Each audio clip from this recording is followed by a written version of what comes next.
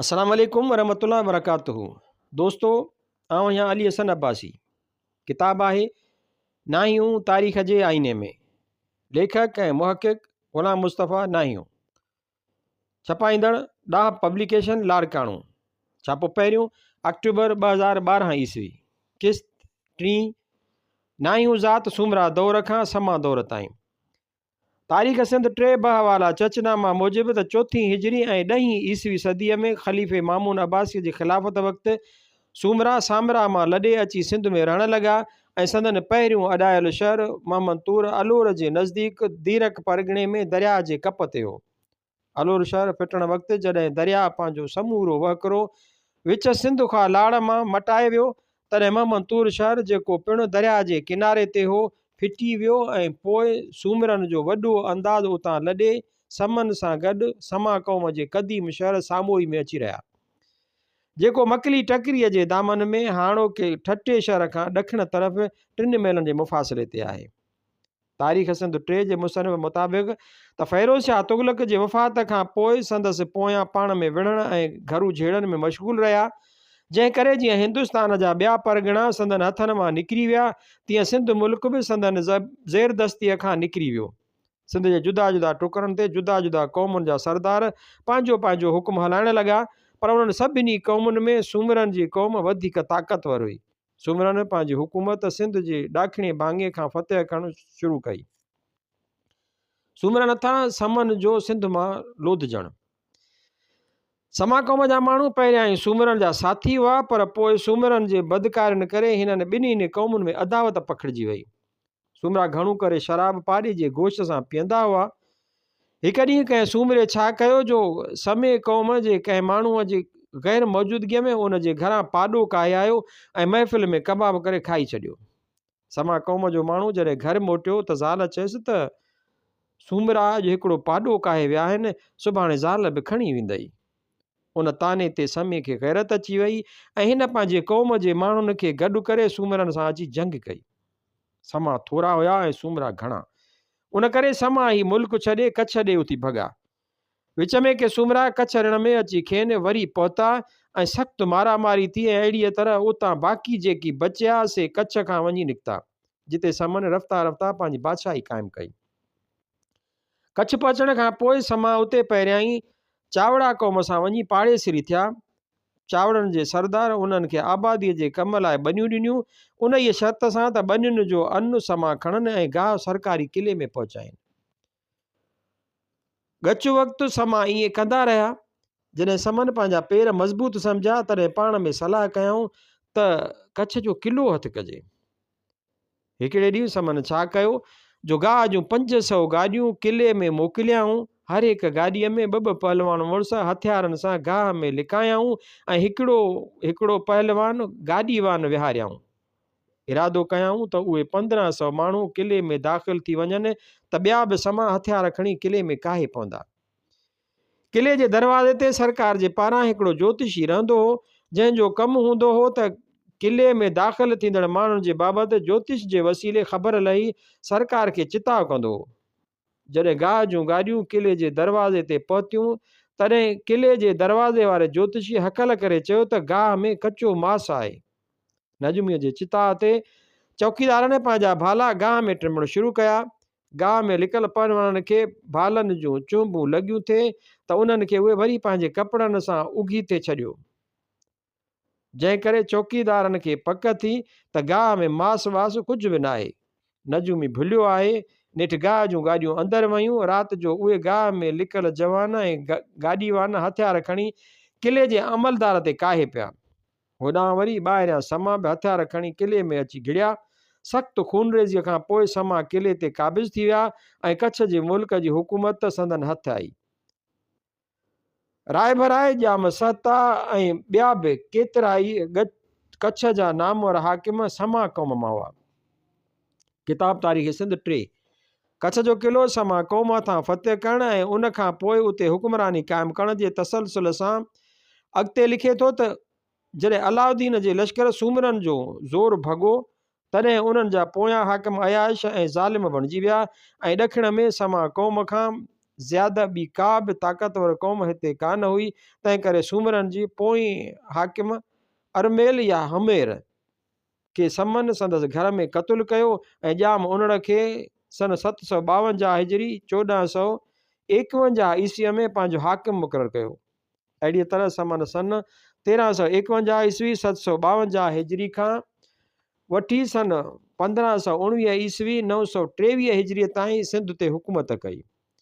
समा घराणे जी 17 हाकिम ॼाम निज़ामुद्दीन उर्फ़ ॼाम निदो बिन ॼाम बॉम्बे हो पंहिंजी पहिरीं तख़्तगाह सामोई या समानगर खां फ़क़ति 3 मील परे हिकिड़े कुशादे मैदान में नए शहर ठटे जो बुनियादु वधो ऐं बंगला ऐं मोहलातूं जुड़ायूं। शहर ठहण खां पोइ ॼाम निदो पंहिंजी समूरे अटाले समेत समानगर छॾे ठटे में अची पंहिंजो तख़्तगाह ठाहियो।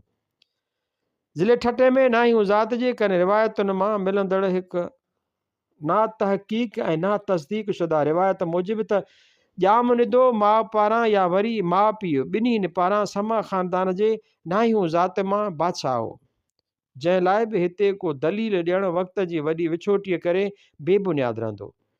पर उन ॻाल्हि लाइ दलील एतिरा कमज़ोर बि नथा चई सघजनि जो हाणोके ठटे ऐं आस पास अॼु बि ॿियनि घणनि समाट क़ौमुनि खां अलावा नाहियूं क़ौम बि काफ़ी तादाद में मौजूदु आहे, जेको उन ॻाल्हि जो वाज़े सबूत आहे त ही क़ौम समा हुकुमराननि सां हमेशह गॾु रही आहे ऐं पोइ वक़्त जे हालतुनि मसइलनि जंगियुनि ऐं रोज़गार जे सबबनि करे नाहियूं क़ौम जा माण्हू ठटे शहर खां छिटा छिटा थींदा विया। तारीख़ सिंध जे मुसनिफ़ हिन मज़मून में ॾिनल शुरूआती ऐं मथीं वज़ाहत जो भरजलो थींदे हेठीं रीति समन जी हुकूमत ते सरसरी नज़र विधी आहे। समा क़ौम जूं तमामु घणियूं शाख़ूं सिंध में मौजूदु हुयूं ऐं अञा बि आहिनि, जहिड़ो सहता, हिंगोरजा, उढेजा, ओठा, नाहिया, जाड़ेजा, समेजा, नोतियार, लंजार, लाखा, जखरिया, राहिमा, पली, जूणेजा वग़ैरह वग़ैरह।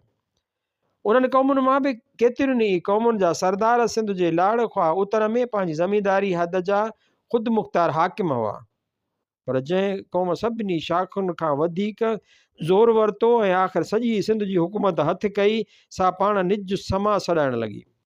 सिंध में मौजूदु नाहियनि जी अक्सर ॻोठनि में रहंदड़ रावियुनि खां पिणु मथे कच्छ वारी कहाणीअ जी तस्दीक कंहिं थोरे फ़र्क़ सां बिल्कुलु ईअं ई मिले थी। संदन मूजिबि त नाहिया पिणु ख़ुदि समन ऐं ॿियनि समाट क़ौमुनि मां गॾु सूमरनि हथां मथे कहाणी मुताबिक़ सिंध मां लोधिया विया, पोइ कच्छ ऐं जूनागढ़ ताईं वञी पहुता। उन बाद कच्छ जो क़िलो फ़तेह कयाऊं, उते समन ऐं ॿियनि समाट क़ौमुनि सां गॾु हुकुमरानी कयाऊं। अहिड़ीअ तरह वक़्त सां गॾु नाहियूं क़ौम जो हिकु हिसो उते कच्छ में ई रही पियो ऐं बाक़ी वॾो हिसो समन ऐं ॿियनि क़ौमुनि सां गॾु मौजूदा सिंध में फहिलिजी वियो। जूनागढ़ खां कच्छ ऐं कच्छ खां पोइ मौजूदा सिंध में नाहियूं क़ौम जी जेका पहिरीं आमाजगाह चई वञे थी, उहा नसरपुर खां 10-15 किलोमीटर ॾखिण तरफ़ मौजूदा टंडो अलहयार तालुके में नाहियाहूं या नायाहो नाले ॻोठु हो, जंहिंजो ज़िक्र तहफ़तुल कलाम में पिणु सिर्फ़ु हैदराबाद नेरून कोट जे हिकु क़दीम ॻोठ जे हवाले सां कयल आहे। जेतोणीकि मुसनिफ़ उहो नाहे ॼाणायो त उहो ॻोठु कहिड़ी क़ौम जो ऐं हैदराबाद जे कहिड़े हंधि मौजूदु हो, जॾहिं त नाहियूं ज़ात जे रावियुनि मुताबिक़ त ही तक़रीबन उहो ई पड हो जिते अॼु खां को अरसो पहिरीं रायदनि जे 9 पुटनि मां समय जा साणी बनाया साणस गॾु हाणोके नसरपुर या उन जे इर्द गिर्द किथे रिहाइश पज़ीर थिया हुआ। रिवायतुनि मूजिबि त उहो ॻोठु तालुके टंडे अलहयार जे मौजूदा देन मारेची ऐं नाहे चाणीअ में ई कुबे बस स्टैंड भरिसां आबाद हो, जंहिं करे ई उन्हनि पुराणनि पदनि खे मद्देनज़र रखंदे ज़मीन जी सर्वे वक़्तु उन्हनि देहन जा नाला नाहिया क़ौम पोयां मारेची ऐं नाहे चाणी रखिया विया। कनि रिवायतुनि मुताबिक़ त सिंध में नाहियनि जी कच्छ खां पोइ बाक़ाइदा तौरु पहिरीं आमाजगाह नायाहो या नाहियाहूं यानी नाहियनि जो या नाहियुनि वारो मौजूदा टंडो अलहयार तालुके में ई देह दड़ो कुबे में आबाद चयो वञे थो। बहरहाल ही टे ईदियूं तक़रीबन हिक ॿिए जे वेझो ई आहिनि, गरज त उहो ॻोठु हैदराबाद ज़िले जे टंडे अलहयार तालुके में ई मौजूदु कुबो बस स्टैंड भरिसां सन 700 यानी 700 खां 799 हिजरीअ ताईं कंहिं बि अरसे में आबाद हो, जो हिन ॻोठ सां कलकला जादूगिराणीअ ऐं शेख लोहिड़ो जो किसो मनसूब आहे। शेख लोहिड़ो जो ज़िक्र तहफ़तुल कलाम में पिणु आयल आहे। संदसि आख़िरी आरामगाह हैदराबाद मीरपुर ख़ासि रोड ते कुबो बस स्टैंड ते अॼु ताईं मौजूदु आहे। खेसि हिजरी 7 सन जो मशाइख़ लेखियो थो वञे ऐं हेठियूं बयानु कयल किसो संदन हयातीअ ऐं मौजूदगीअ में ॼाणायल आहे, जंहिंजी तस्दीक पिणु पूरे सिंध में नाहियूं ज़ात जे रिवायतुनि वटि यकसां महफ़ूज़ आहे। उन करे बि वसूख सां चई सघिजे थो त कच्छ खां सिंध आमद ते नाहे जो पहिरियों ॻोठु उहो ई नायाहूं हो। किसो कलकला जादूगिराणीअ ऐं शेख लोहणो जो ॻोठु नाहियो जे हवाले सां, जिते नायनि जो ही वॾो ऐं क़दीम ॻोठु नायाहो आबाद हो, उते ई उन इलाइक़े में कुझु दौर कलकला नाले जादूगिराणी बि हिकु गार में रहंदी हुई। कलकला बाबति कनि रिवायतुनि जो चवणु आहे त उहा जादूगिराणी हुई जंहिंजे गर्दन में काफ़ी सॻा ऐं तावीज़ ॿधल हूंदा हुआ ऐं हू पंहिंजे जादूअ जे ज़ोर ते माण्हुनि खे सॻो या तावीज़ पाराए पंहिंजो ग़ुलाम या जानवर बणाए छॾींदी हुई। कुझु रिवायतुनि जो ख़्यालु आहे त उहा असुल में हिकु ॾाइण हुई ऐं जादूअ जे ज़ोर ते हर महीने हर घर मां ॾन तौर माण्हू वठी खाईंदी हुई। संदसि उन ई अमल करे घरनि जा घर ऐं ॻोठनि जा ॻोठ या त खपी ख़तमु थी विया हुआ या वरी बची निकिरण लाइ लॾ पलाण करे ख़ाली थी चुका हुआ। उन मूज़ी बला जे अज़ाब जो शिकार मथे ज़िक्र कयल ॻोठ नायाहूं पिणु थियो हो, जंहिंजा अॻुवाण बि नाया भाइर हूंदा हुआ, जिन मां हिक जो नालो मालूम थी न सघियो आहे ऐं ॿिए जो नालो भाणो हो, जंहिंजो औलाद भाणो पोटा नाया सॾजनि था। जीअं त हिन ॻोठ जा पिणु केतिरा ई नया घराणा ग्रुपनि जे शकिल में कलकला जे ज़ुल्म खां तंग थी उत्तर ओलह में मौजूदा टंडो जाम ऐं ॾखिण तरफ़ मौजूदा ठटे तरफ़ समानगर ॾांहुं हिजरत करणु लॻा हुआ, जंहिं करे ही आबाद ऐं भरपूर भकलो ॻोठ वीरान ऐं ख़ाली थियणु लॻो। उन करे हिननि ॿिन्ही निभाइरनि खे कंहिं तरह ख़्यालु आयो त जेकॾहिं को कलकला खे ज़ना करे पलीत करे छॾे त हूंदसि संदसि जादूई असरु टुटी वञे ऐं मंझांसि निजात हासिलु करे सघिजे, जंहिंजी हामी वॾे भाउ भरी जंहिं तहत पाण कलकला सां हथ चुरांद कयई, पर हिन जो जादूई असरु टुटी न सघियो। बेहतर हिन खेसि सख़्तु ज़ख़्मी करण सां गॾोगॾु संदसि अहल अयाल यानी समूरनि नायनि लाइ के पाराता ॾिना, जे उन वक़्तु अण थियणा ऐं ऐब लेखबा हुआ, जेके हिन रीति हुआ। नंबर 1, तव्हांजी संझे जी सलाह कान बीहंदी। नंबर 2, तव्हां जूं औरतूं पड़ो लाहे सलवार पाइनि। उहे ॿई पाराता पूरी नायूं क़ौम लाइ कोढ़ जे हिकु बदनाम दाग़ जियां छांइजी विया। संदन संझे जी कयल का बि सलाह मसलत सुबुह थियण ते क़ाइमु रही नथी सघे ऐं रिवायत मुताबिक़ त उन खां अॻु ॿियनि समाट क़ौमुनि जियां नायूं क़ौम जूं औरतूं पिणु लिबास में मथे ते खोंबो, बदन ते गज ऐं चेल ते पड़ो पहिरींदियूं हुयूं, पर उन पाराते खां पोइ हिकदमि औरतुनि पड़ा लाहे सलवारूं पाइणु शुरू कयूं। पोइ कॾहिं ॿाहिरि निकिरण ते औरतूं लॼ खां सलवार मथां पड़ो ज़रूरु पाए निकिरंदियूं हुयूं या शादी मुरादीअ ते पिणु पाण खे पंहिंजे असली लिबास में क़ाइमु रखण ख़ातिर कंवार खे लाउन लहण वक़्तु सलवार मथां पड़ो पारायो वेंदो हो, जेको वेझार में ई ख़तमु थियो आहे, पर मुस्तक़िल पड़ो पाइणु कंहिं बि तरह रही न सघियो। अहिड़ीअ तरह उहे ॿई पाराता उन दौर खां वठी अॼु जे साइंसी दौर ताईं बि नाहियूं ज़ात लाइ मुंडीअ ते टिक जियां क़ाइमु आहिनि। कलकला वारी हिन वाक़िए खां पोइ वॾो भाउ ज़ख़्मनि जो जा ताब न सही हिकदमि गुज़ारे वियो ऐं संदसि भाउ भाणो ऐं पुटु नाले लाखो खे न सिर्फ़ु कलकला खां वेर वठण जो जुनून रहियो, पर ॻोठ मां हीअं घणे तादाद में माण्हुनि जे लॾ पलाण ते ॾुख ऐं फ़िक्र पिणु हो। उन करे पाण ॿई ॼणा शेख लोहिणो तारीख़ वफ़ात 14 रबिउल अव्वल हिजरी 7 सन यानी 700 खां 799 हिजरी विच में रिवायत आहे, वटि मदद लाइ लंघे आया ऐं अची संदसि मुरीद थिया, जेको उन वक़्तु जिते अॼु संदसि मक़बरो आहे उते ई ॻोठ नाया हो खां थोरो पर भरो पंहिंजे आस्थान ते रिहाइश पज़ीर हो ऐं आला इल्मु वलीउल्ला ऐं कानी करामत जो साहिबु हो। हिननि ॿिन्ही खे पंहिंजो ख़ासि ख़लीफ़ो बनायो ऐं खेनि उहा सलाह ॾिनी त हू कलकलां खे पलीत करण वारे ख़्याल बजाए संदसि गले में पियल खोड़ सारनि जादुई सगन ऐं तावीज़नि खे टोड़े छॾीनि। बाक़ी हुओ जेको पारातो ॾिए उहो तुर्त अची शेख साहिब खे ॿुधाईनि त पाण उहो मेटे छॾींदो। उन कमु करण जी ज़िमेवारी भाणो पाण ते खईं ऐं हिन वझ वठी ईअं ई कयो जीअं शेख साहिब चयो हो। कलकलां जा सॻा तावीज़ टुटी विया ऐं भाणो पिणु सलामत रहियो। उन मौक़े ते बि अॻु जीअं कलकलां 3 पाराता ॾिना जेके हेठीअ रीति हुआ।